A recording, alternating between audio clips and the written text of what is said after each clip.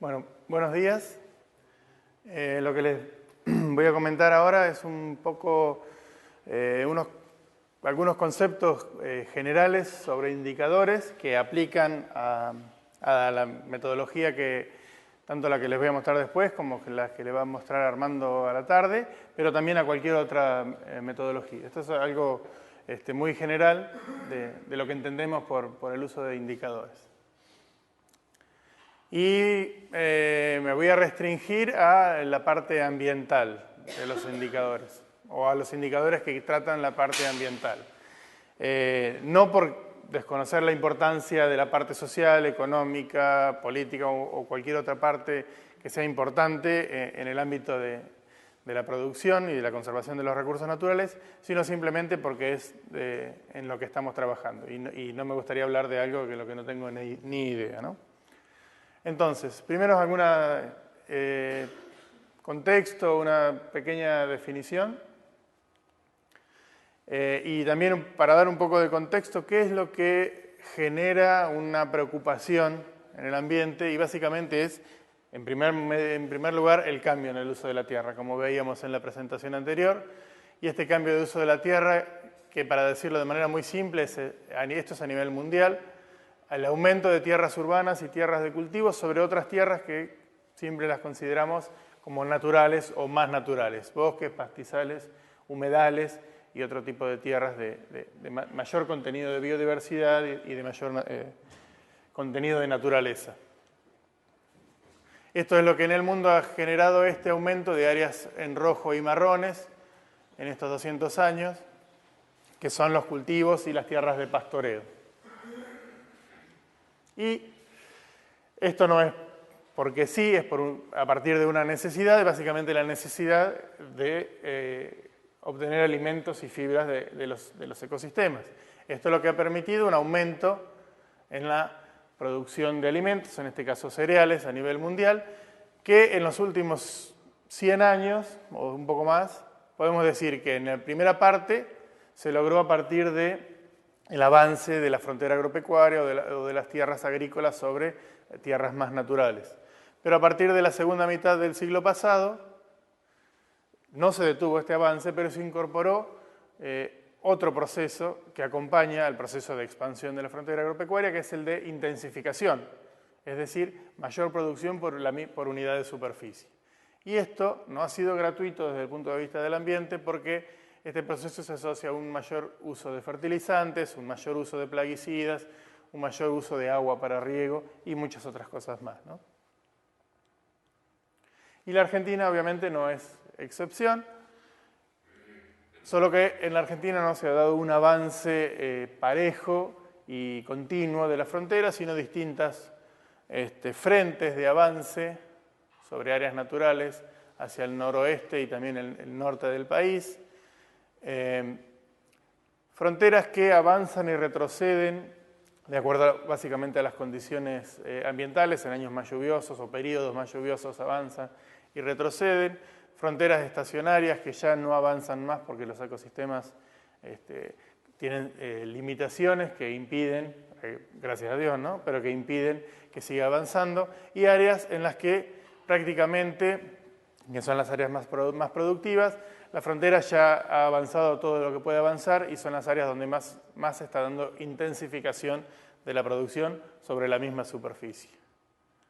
Y esto es lo que ha llevado en los últimos casi 50 años a esta expansión de cultivos. En este caso, cada punto son 1000 hectáreas de trigo, maíz, girasol o soja, y cómo ha ido cambiando en estos 40 y pico, 50 años, y cómo se ha ido expandiendo la frontera agropecuaria.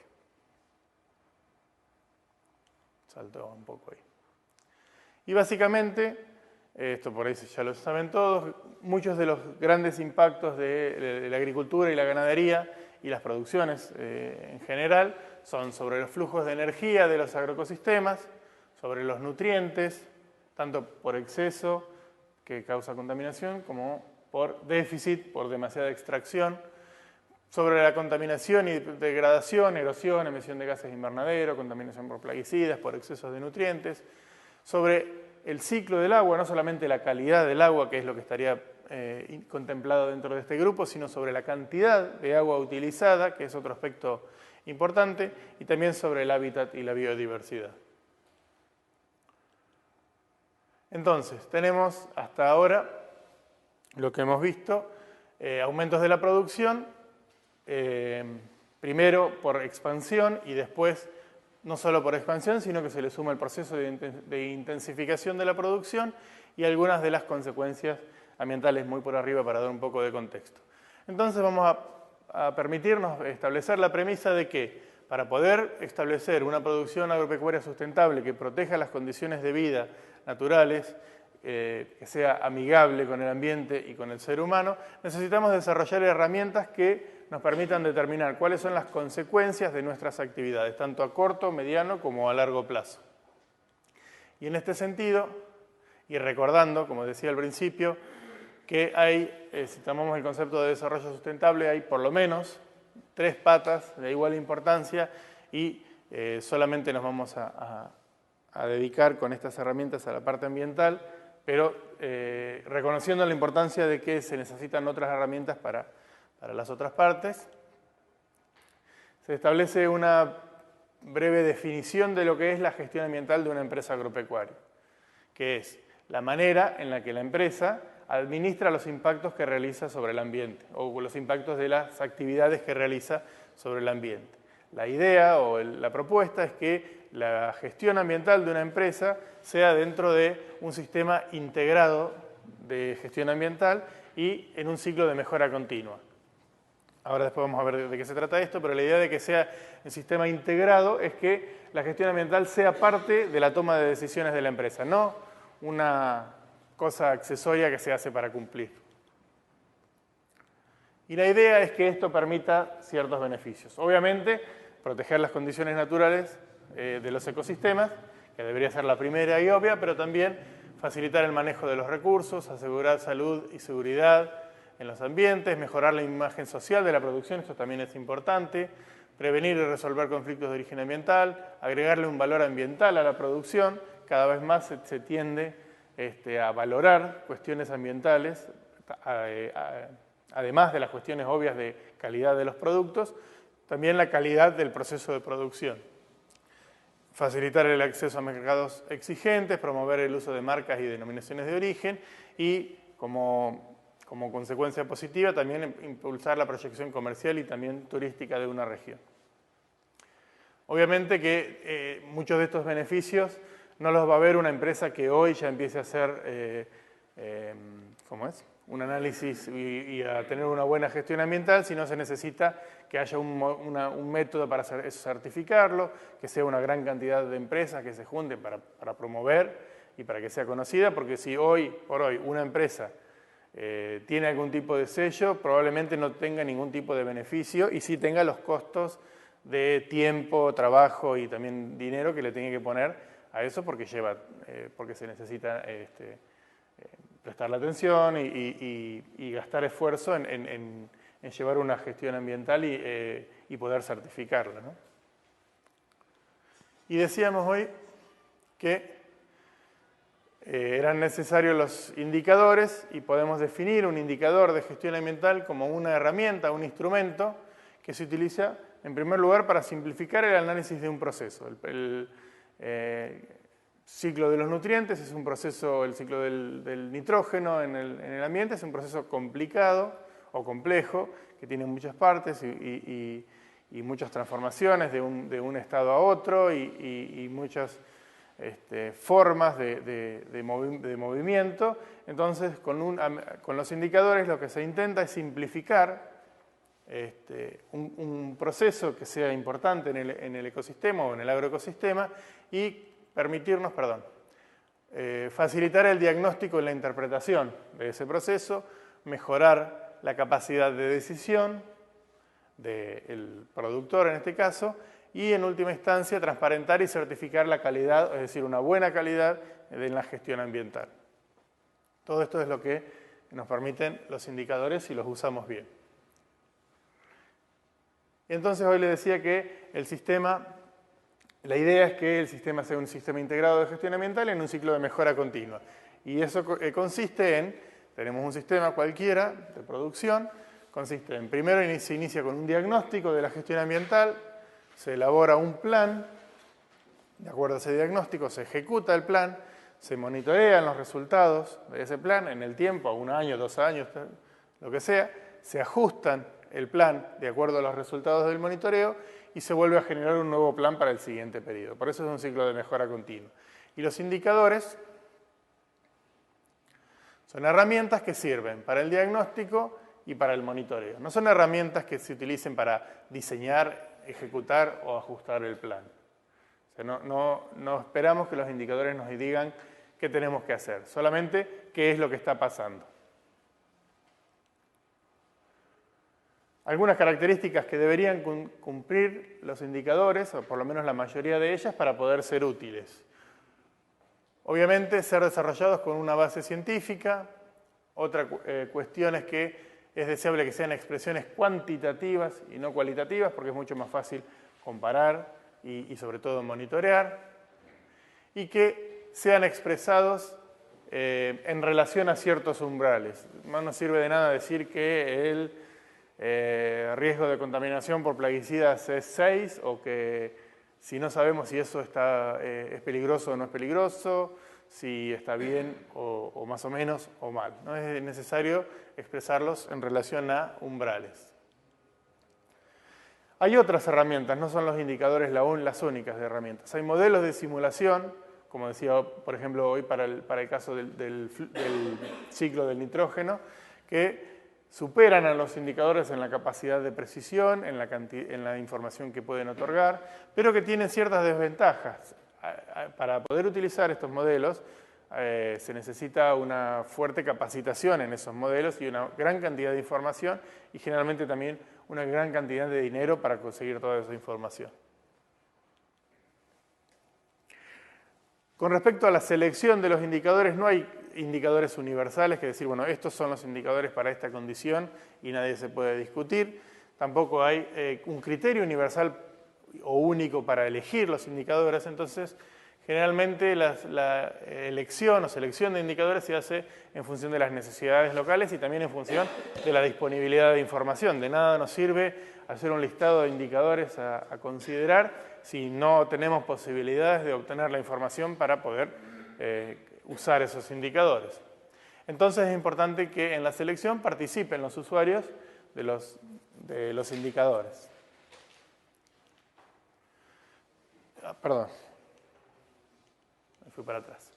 Otra cuestión importante con los indicadores es la validación, porque generalmente los indicadores por sí mismos no pueden ser validados, necesitan ser contrastados con otra información independiente para validarlo. Pero esto muchas veces es muy difícil y tenemos que aceptar que hay veces que no hay una forma de validar, por lo menos no científicamente, los indicadores y hay métodos alternativos para validarlos, como una utilización prolongada, una contrastación con otros trabajos, etc. La idea es que los indicadores tengan utilidad y credibilidad para poder ser utilizados. Entonces, para resumir, se espera que un indicador sea aceptado universalmente, es decir, que se conozca su significado, que se conozca a qué hace referencia. Debe ser fácil de entender, de nada nos sirve un indicador que solo unos pocos científicos capacitados en ese tema en particular lo conozcan y lo entiendan. Debe ser sencillo de calcular, de nada nos sirve un indicador que necesitemos horas y horas de simulación en una computadora para poder llegar a obtener un valor. Obviamente debe tener un fundamento científico, como ya habíamos dicho. Debe utilizar la mejor información disponible, de nada nos sirve otra vez un indicador que necesite un relevamiento exhaustivo o miles de análisis de suelo, de agua, de lo que sea, para poder utilizarse, porque debe tener un bajo costo de cálculo, de nada nos sirve un indicador que cueste mucho dinero calcularlo, y debe permitir un monitoreo periódico. De nada nos sirve un indicador que no sea sensible a cambios en el sistema que estemos evaluando. Y la idea es que los indicadores nos pueden servir como instrumento de diagnóstico y monitoreo, puede ser a distintas escalas de trabajo, puede ser hoy, como vemos en la presentación anterior, para una región o puede ser para un productor particular o incluso puede ser para una actividad particular del productor. Como instrumento de valorización social y comercial, para darle un valor ambiental a la producción, un valor agregado de una buena calidad de gestión ambiental, y también como instrumento de decisión empresarial, es decir, para adentro, para el productor, lo puede utilizar en su toma de decisiones. Por ejemplo, si está viendo que tiene un alto, un excedente de nutrientes, puede decidir, o debería decidir, buscar la forma de disminuir ese indicador, por ejemplo, fertilizar menos o rotar o lo que sea, y eso no solamente le va a dar un beneficio desde el punto de vista ambiental, sino que muchas veces una mayor eficiencia de los recursos o una mejor eficiencia también es un ahorro de dinero. Y en el futuro, estos son procesos por ahí que no están en marcha en este momento, pero que pueden ser importantes en el futuro, pueden ser para discriminar procesos productivos de acuerdo a la calidad de gestión ambiental, puede ser, por ejemplo, para otorgar créditos más blandos a aquellos productores que sí consideren la gestión ambiental, para permitir la auditoría social respecto a la gestión ambiental de los procesos productivos y para poder acreditar, esto ya es entrando en un proceso de certificación, que también estamos lejos, pero que el mundo parece ser que va en esa dirección, para acreditar una gestión ambiental saludable ante mercados internos y también, ¿por qué no, externos? O sea, de exportación.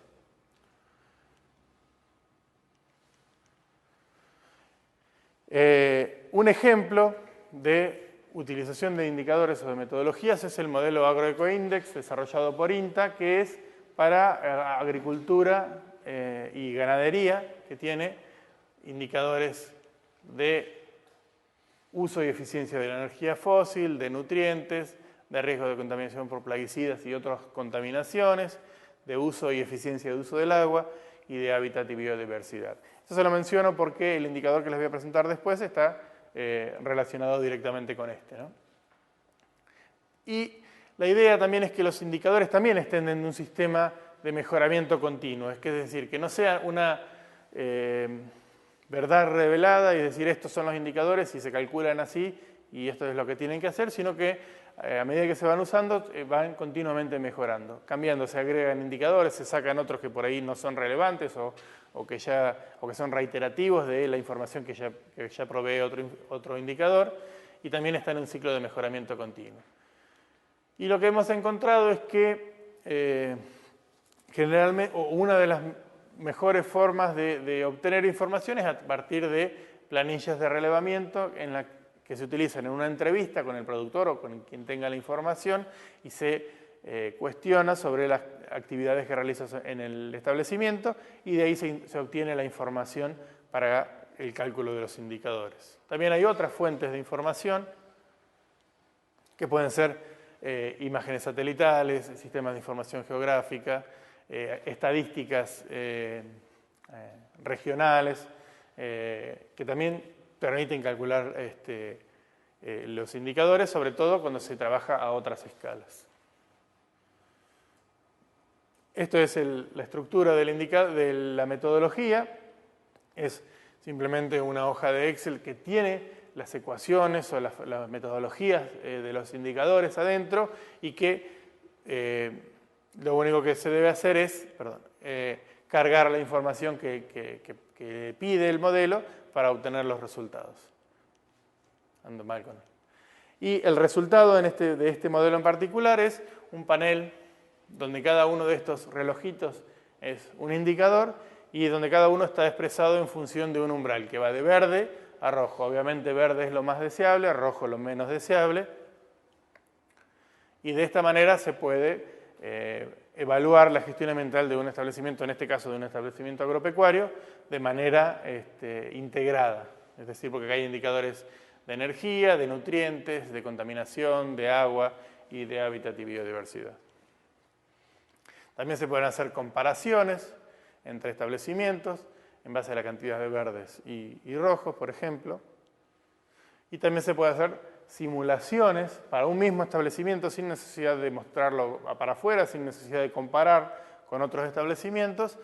¿Qué pasaría si, en este caso es un campo agrícola, si usamos cada vez más fertilizantes, más plaguicidas más combustibles fósiles y mayor agresividad en las labranzas, y podemos ver simulando, cargando los datos o modificando los datos propios con datos inventados de lo que podría llegar a ser, podemos ver cuál es el comportamiento de la gestión ambiental del establecimiento a través de los mismos indicadores. También podemos analizar procesos ordenando, cuando tenemos muchos establecimientos y muchos datos, estos están ordenados de 0 a 100 de acuerdo a la cantidad de superficie dedicada a la agricultura. En 0 son totalmente ganaderos, en 100 son totalmente agrícolas. ¿Y qué pasa con los indicadores? También sirve para discriminar dos tecnologías. Acá en verde y amarillo, en verde y naranja está labranza convencional abajo, en naranja, y en verde siembra directa.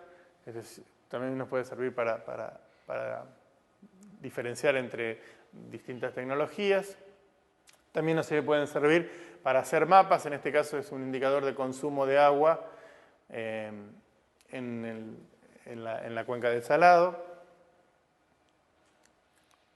También nos puede servir a otra escala mayor.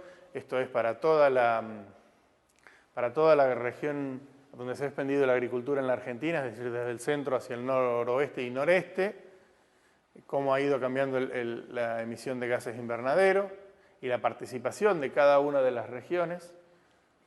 Y bueno, eso es lo que les había preparado de indicadores en general y algunos ejemplos de algunas utilizaciones.